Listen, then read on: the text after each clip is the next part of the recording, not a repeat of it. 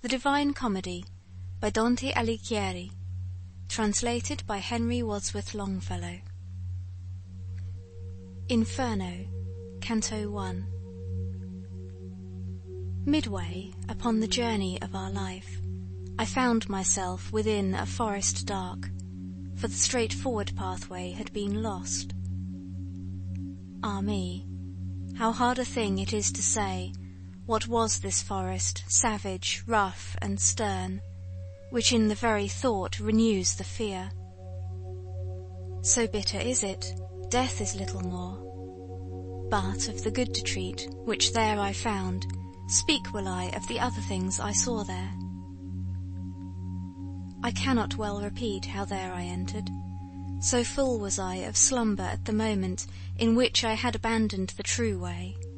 But after I had reached a mountain's foot, at that point where the valley terminated, which had with consternation pierced my heart, upward I looked, and I beheld its shoulders, vested already with that planet's rays, which leadeth others right by every road.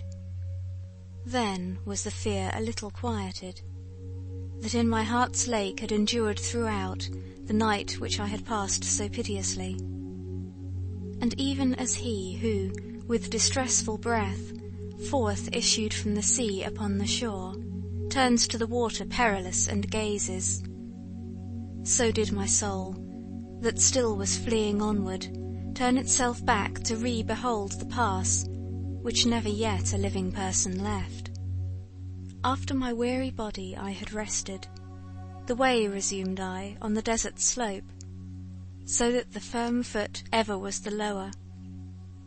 And lo, almost where the ascent began, a panther, light and swift exceedingly, which with a spotted skin was covered o'er, and never moved she from before my face, nay, rather did impede so much my way, that many times I to return had turned.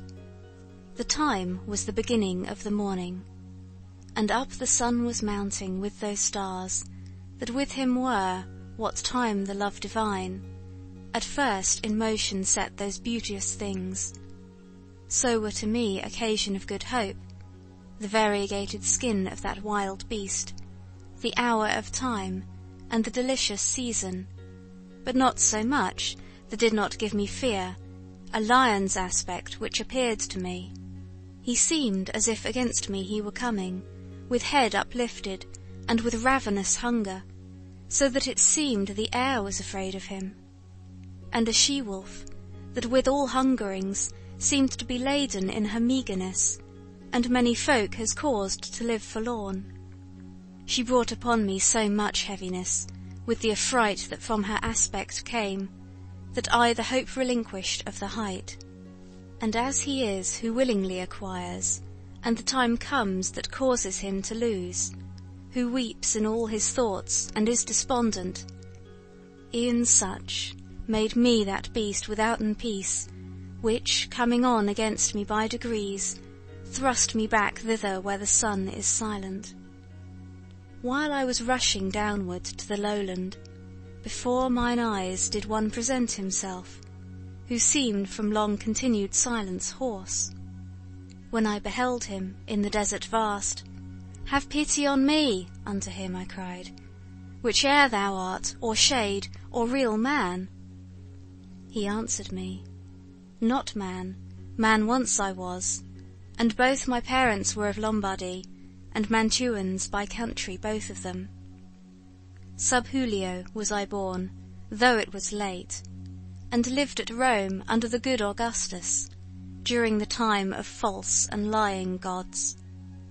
A poet was I, and I sang that just, son of Anchises, who came forth from Troy, after that Ilion the superb was burned. But thou, why'st go thou back to such annoyance? Why climb'st thou not the Mount Delectable, which is the source and cause of every joy? Now, art thou that Virgilius, and that fountain which spreads abroad so wide a river of speech?"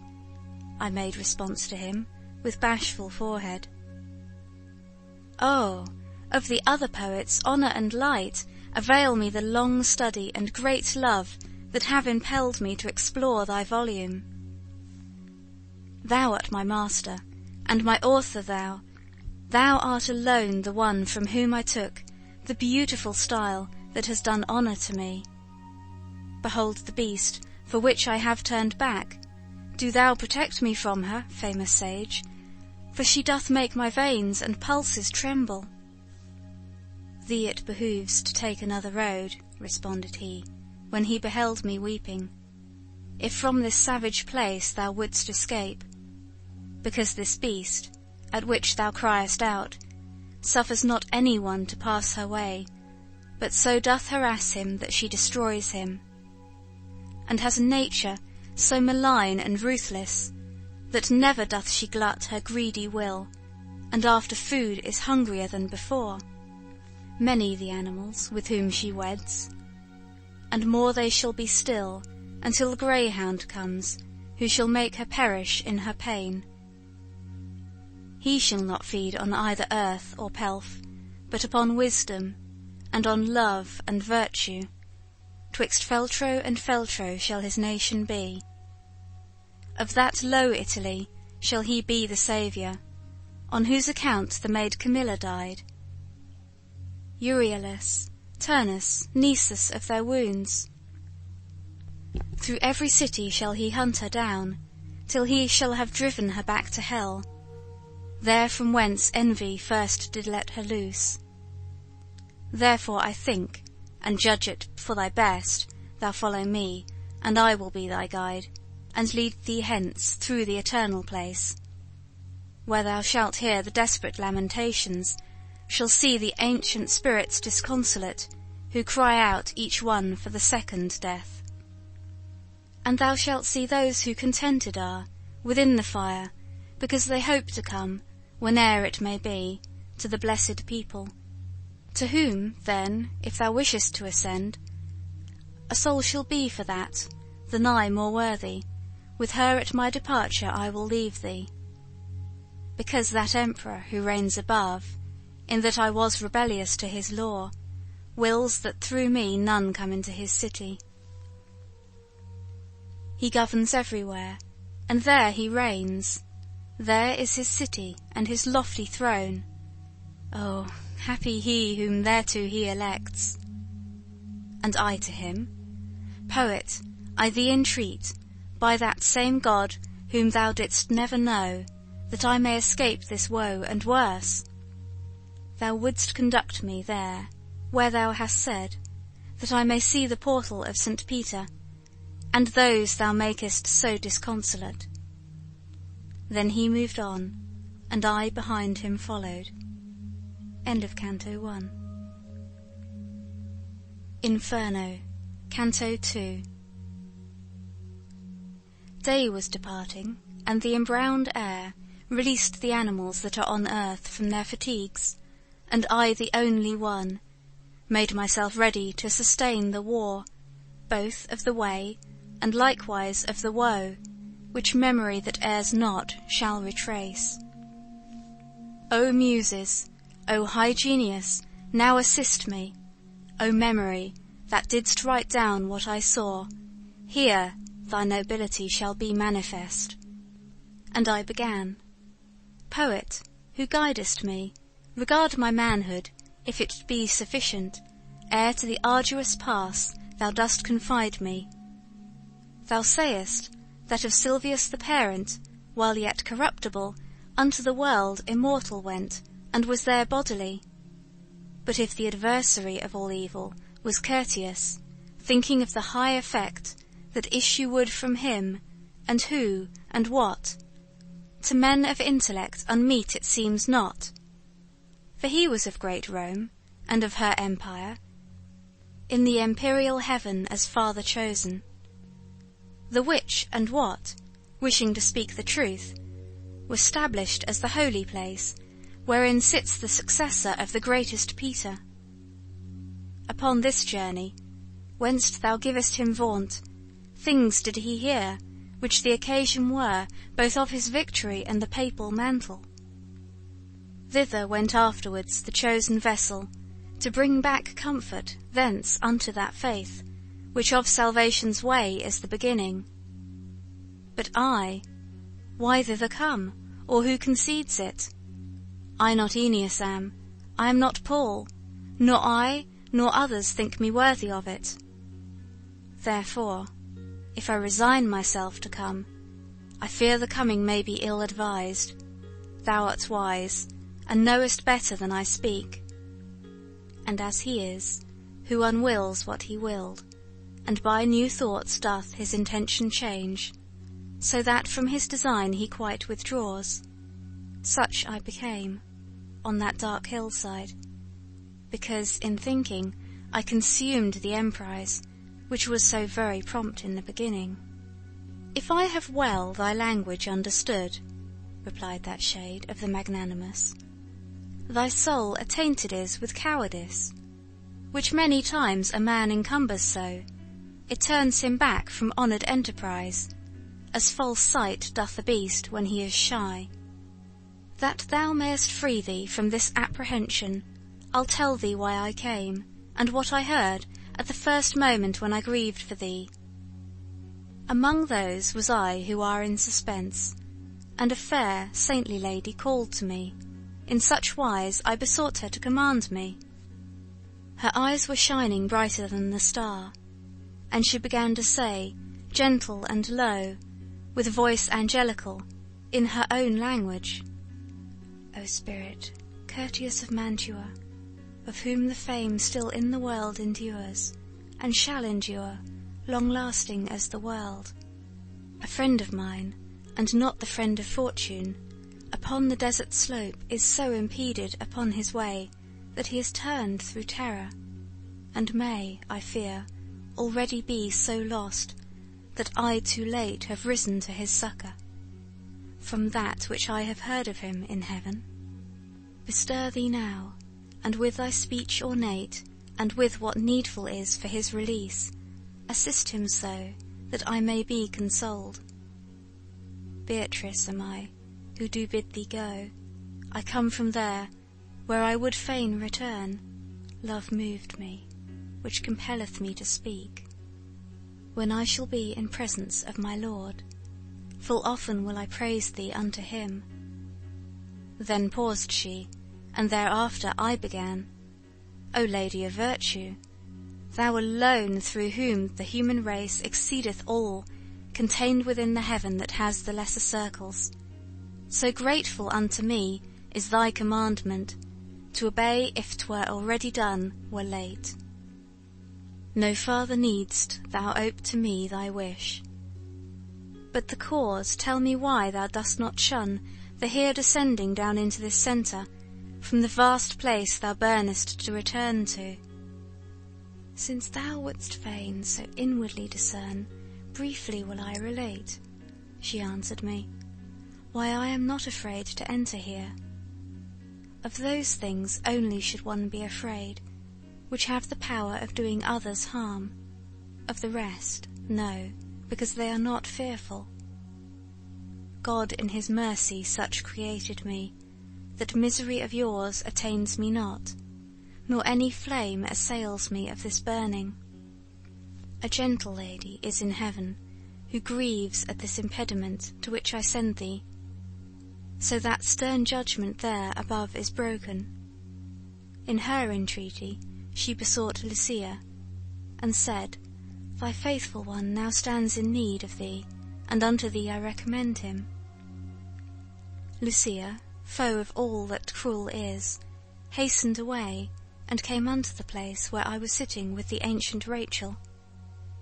Beatrice, said she, the true praise of God, why succourest thou not him who loved thee so?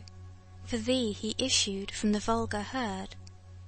Dost thou not hear the pity of his plaint? Dost thou not see the death that combats him, beside that flood where ocean has no vaunt? Never were persons in the world so swift to work their weal and to escape their woe, as I, after such words as these were uttered, came hither downward from my blessed seat, confiding in thy dignified discourse, which honours thee, and those who've listened to it. After she thus had spoken unto me, weeping her shining eyes she turned away, whereby she made me swifter in my coming. And unto thee I came, as she desired. I have delivered thee from that wild beast, which barred the beautiful mountains' short ascent. What is it then? Why dost thou delay? Why is such baseness bedded in thy heart? Daring and hardihood why hast thou not? Seeing that 3 such ladies benedight are caring for thee in the court of heaven, and so much good my speech doth promise thee, even as the flowerets, by nocturnal chill, bowed down and closed, when the sun whitens them, uplift themselves all open on their stems. Such I became with my exhausted strength, and such good courage to my heart there coursed, that I began, like an intrepid person. Oh, she compassionate who succoured me, and courteous thou who hast obeyed so soon the words of truth which she addressed to thee. Thou hast my heart so with desire disposed to the adventure with these words of thine, that to my first intent I have returned. Now go, for one sole will is in us both, thou leader, and thou lord, and master thou. Thus said I to him, and when he had moved, I entered on the deep and savage way. End of Canto 2. Inferno, Canto 3. Through me the way is to the city dolent, through me the way is to eternal dole, through me the way among the people lost. Justice incited my sublime Creator, created me divine omnipotence, the highest wisdom and the primal love. Before me there were no created things, only etern, and I eternal last. All hope abandon, ye who enter in.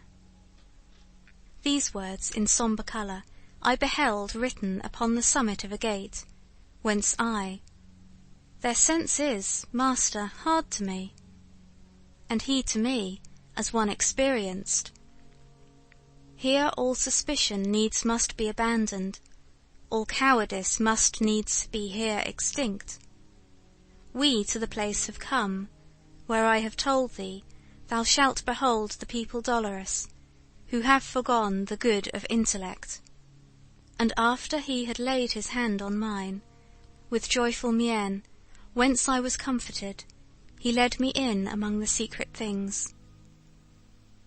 There sighs, complaints, and ululations loud resounded through the air without a star, whence I, at the beginning, wept thereat.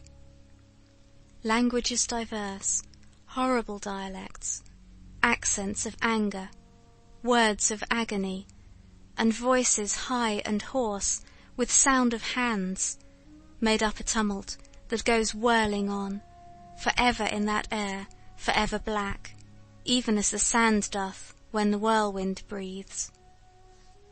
And I, who had my head with horror bound, said, Master, what is this which now I hear? What folk is this, which seems by pain so vanquished? And he to me, this miserable mode maintain the melancholy souls of those who lived withouten infamy or praise. Commingled are they with that caitiff choir of angels who have not rebellious been, nor faithful were to God, but were for self. The heavens expelled them, not to be less fair, nor them the nethermore abyss receives, for glory none the damned world would have from them. And I, O Master, what so grievous is to these, that maketh them lament so sore? He answered, I will tell thee very briefly. These have no longer any hope of death, and this blind life of theirs is so debased, they envious are of every other fate. No fame of them the world permits to be, misericorde and justice both disdain them. Let us not speak of them, but look, and pass. And I, who looked again, beheld a banner, which whirling round ran on so rapidly, that of all pause it seemed to me indignant. And after it there came so long a train of people, that I ne'er would have believed that ever death so many had undone. When some among them I had recognized, I looked, and I beheld the shade of him who made through cowardice the great refusal. Forthwith I comprehended, and was certain that this the sect was of the caitiff wretches, hateful to God and to his enemies. These miscreants, who never were alive, were naked, and were stung exceedingly by gadflies and by hornets that were there. These did their faces irrigate with blood, which, with their tears commingled, at their feet by the disgusting worms was gathered up.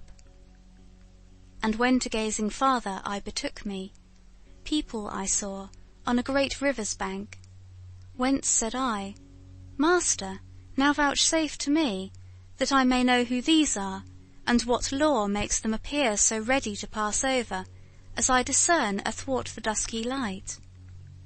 And he to me, These things shall all be known to thee as soon as we our footsteps stay upon the dismal shore of Acheron. Then, with mine eyes ashamed and downward cast, fearing my words might irksome be to him, from speech refrained I till we reached the river.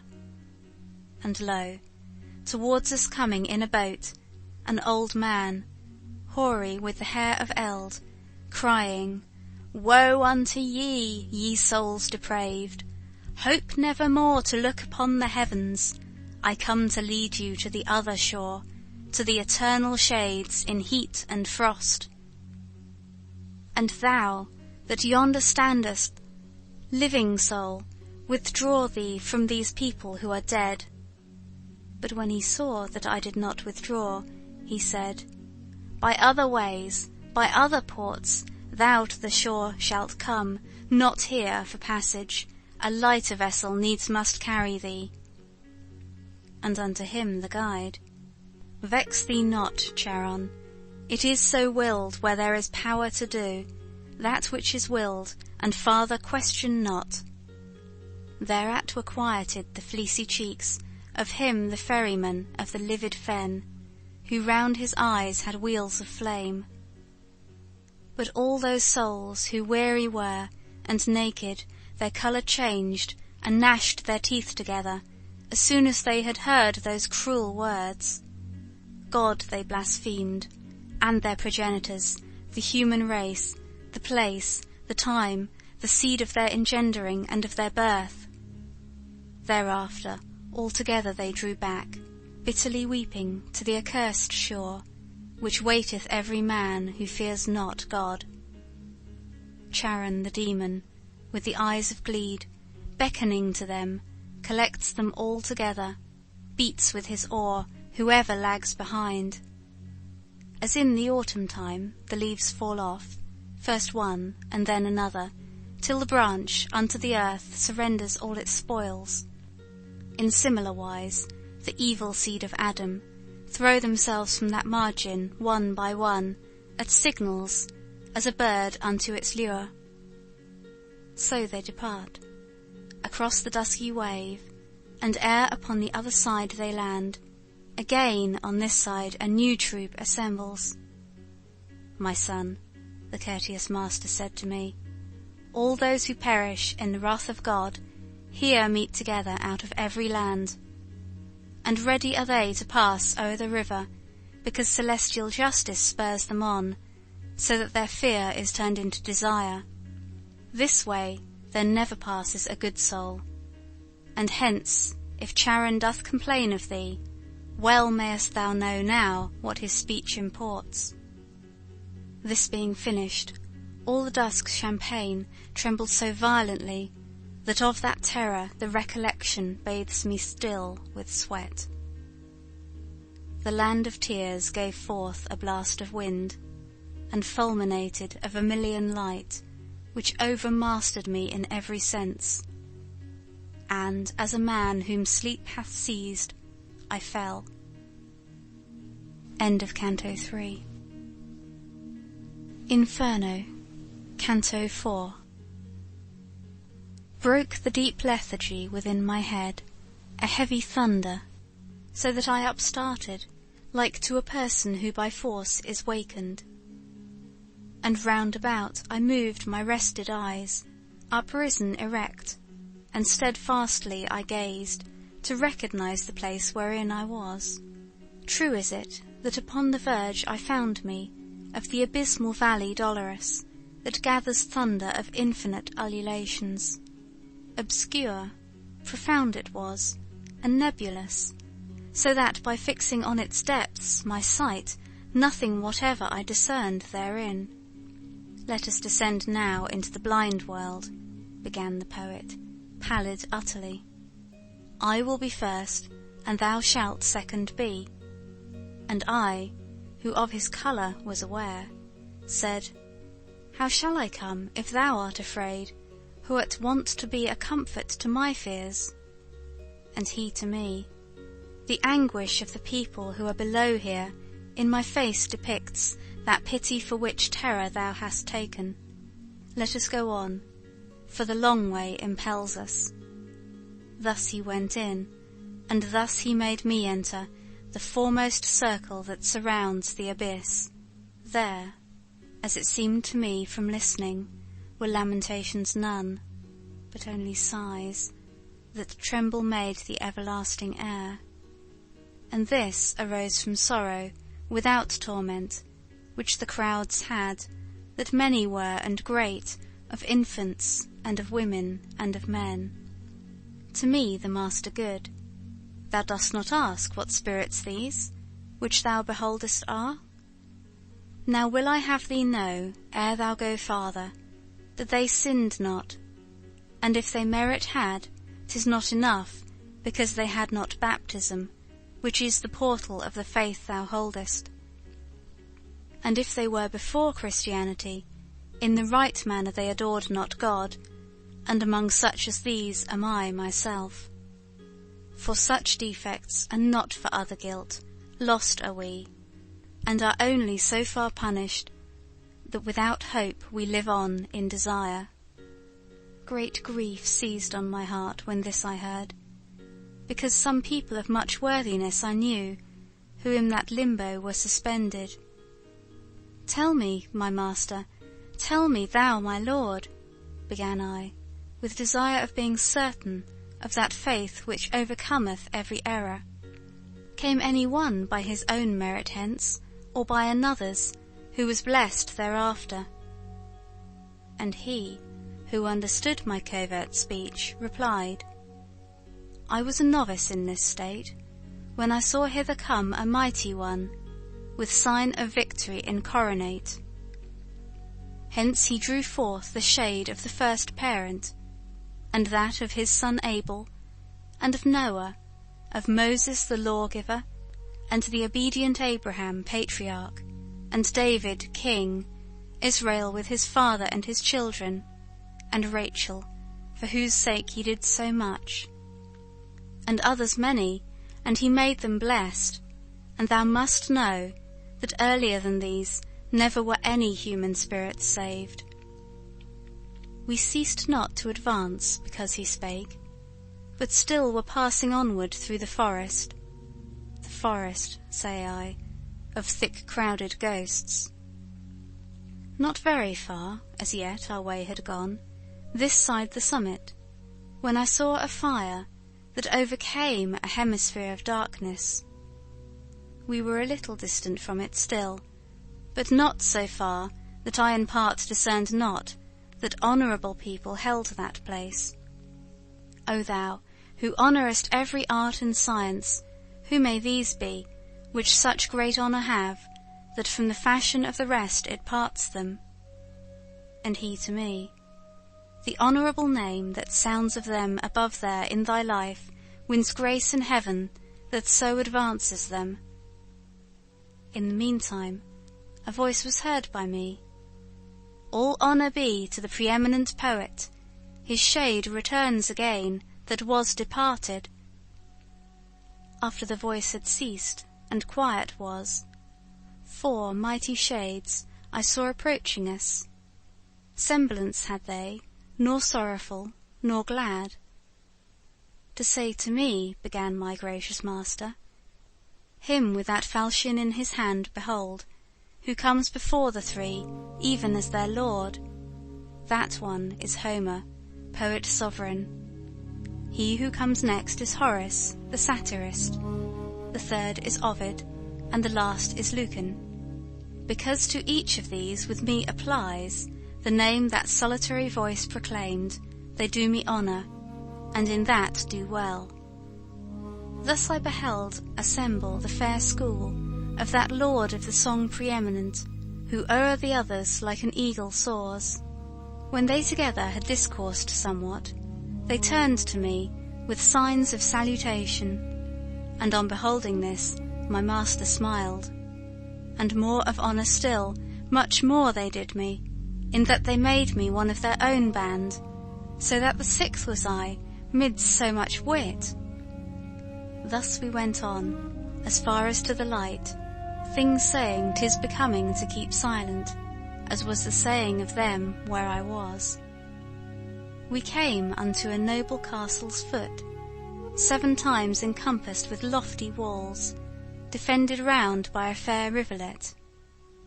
This we passed over, even as firm ground. Through portals 7 I entered with these sages. We came into a meadow of fresh verdure. People were there with solemn eyes, and slow, of great authority in their countenance. They spake but seldom, and with gentle voices. Thus we withdrew ourselves upon one side, into an opening luminous and lofty, so that they all of them were visible. There opposite, upon the green enamel, were pointed out to me the mighty spirits, whom to have seen I feel myself exalted. I saw Electra, with companions many, mongst whom I knew both Hector and Aeneas, Caesar in armour with gerfalcon eyes. I saw Camilla and Penthesilea on the other side, and saw the King Latinus, who with Lavinia his daughter sat. I saw that Brutus, who drove Tarquin forth, Lucretia, Julia, Marcia and Cornelia, and saw alone, apart, the Saladin. When I had lifted up my brows a little, the master I beheld, of those who know, sit with his philosophic family. All gaze upon him, and all do him honour. There I beheld both Socrates and Plato, who nearer him before the others stand. Democritus, who puts the world on chance, Diogenes, Anaxagoras and Thales, Zeno, Empedocles, and Heraclitus.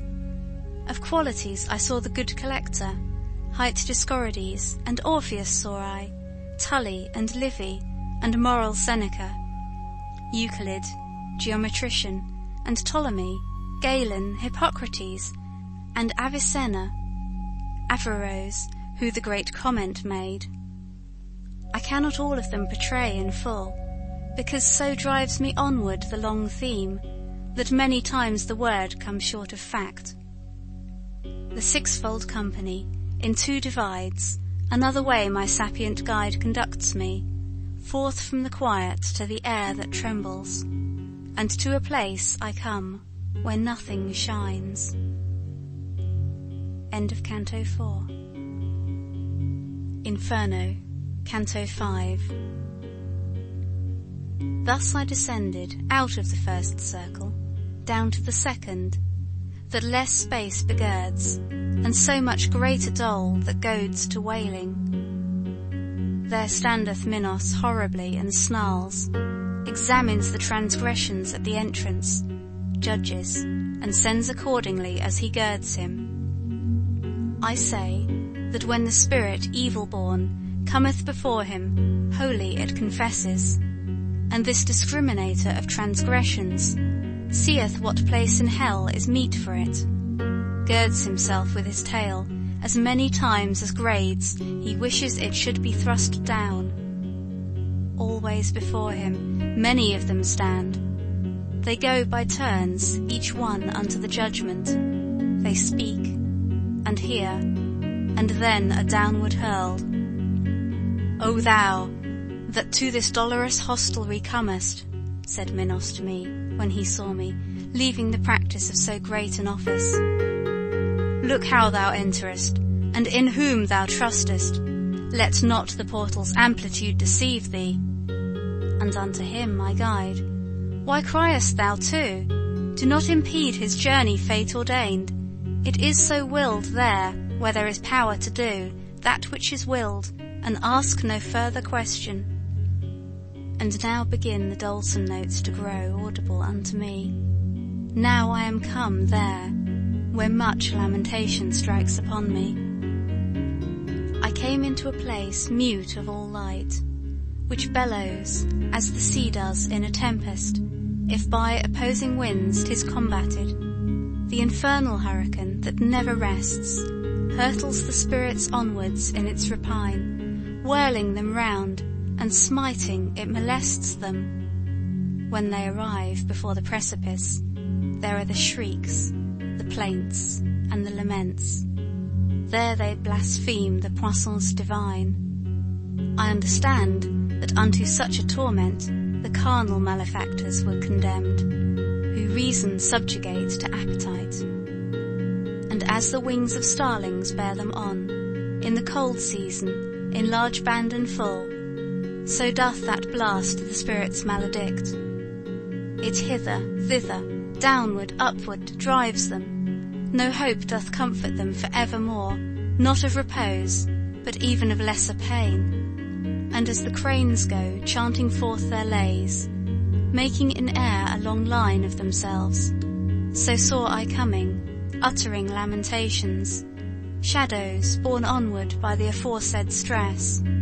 Whereupon said I, Master, who are those people whom the black air so castigates? The first of those, of whom intelligence thou fain wouldst have, then said he unto me, the Empress was of many languages. To sensual vices she was so abandoned, that lustful she made licit in her law to remove the blame to which she had been led. She is Semiramis, of whom we read that she succeeded Ninus and was his spouse. She held the land which now the Sultan rules. The next is she who killed herself for love, and broke faith with the ashes of Sichaeus. Then Cleopatra the voluptuous. Helen I saw, for whom so many ruthless seasons revolved, and saw the great Achilles, who at the last hour combated with love. Paris I saw, Tristan, and more than 1,000 shades did he name and point out with his finger, whom love had separated from our life. After that I had listened to my teacher, naming the dames of eld and cavaliers, pity prevailed, and I was nigh bewildered. And I began, O poet, willingly speak would I to those two who go together, and seem upon the wind to be so light. And he to me, Thou'lt mark, when they shall be nearer to us, and then do thou implore them by love which leadeth them, and they will come. Soon as the wind in our direction sways them, my voice uplift I.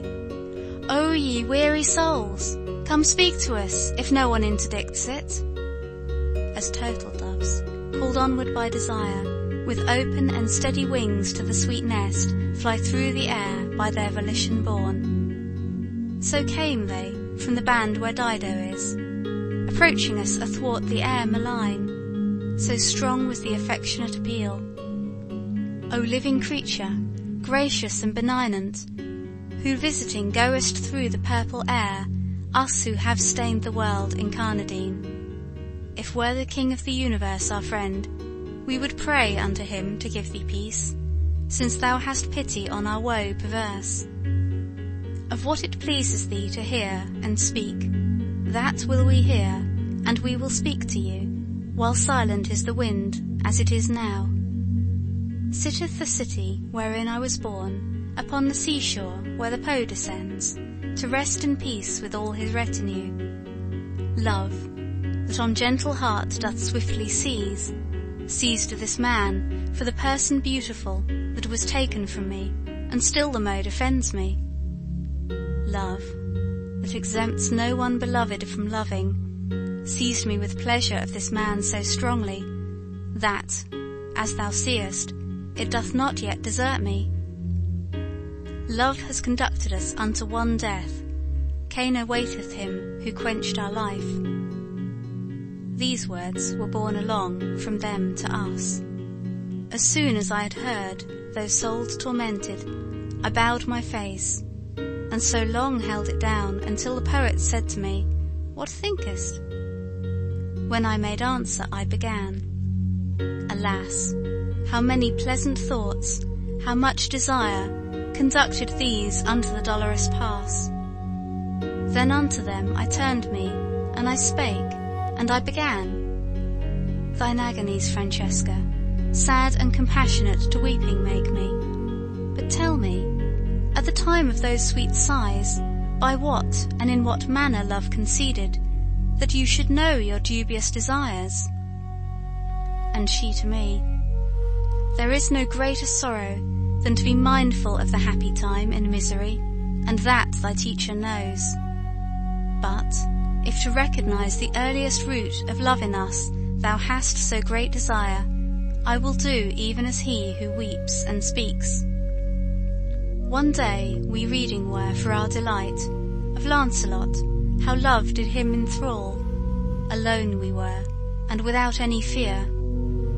Full many a time our eyes together drew, that reading, and drove the colour from our faces. But one point only was it that o'ercame us, when as we read of the much longed for smile, being by such a noble lover kissed, this one, who ne'er from me shall be divided, kissed me upon the mouth all palpitating. Galeotto was the book, and he who wrote it. That day no farther did we read therein.